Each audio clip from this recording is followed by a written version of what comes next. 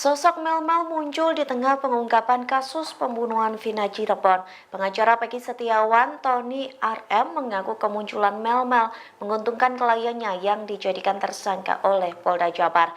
Tony RM pun mengaku siap mendampingi Mel untuk memberikan pengakuan. Hal tersebut disampaikan Tony melalui channel YouTube-nya pada Jumat 31 Mei. Tony mengaku kehadiran Mel luar biasa bagus bagi Peggy alias Perong. Pasalnya dalam acara di salah satu stasiun televisi, Mel mengaku melihat kejadian penganiayaan Vina dan Eki pada 2016 silam. Bahkan menurut pengakuan Mel, dirinya melihat hingga mengenali beberapa pelaku, termasuk Saka Tatal dan beberapa tersangka yang sudah dipenjara.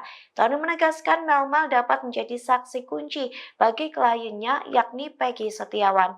Menurutnya Mel dapat menjelaskan bahwa sang klien yakni Peggy bukan pelaku pembunuhan Vina. Lantas Tony memberikan pesan kepada sosok Mel agar tidak takut menegakkan kebenaran. Ia pun berjanji akan memberikan pendampingan hingga melibatkan LPSK untuk Mel.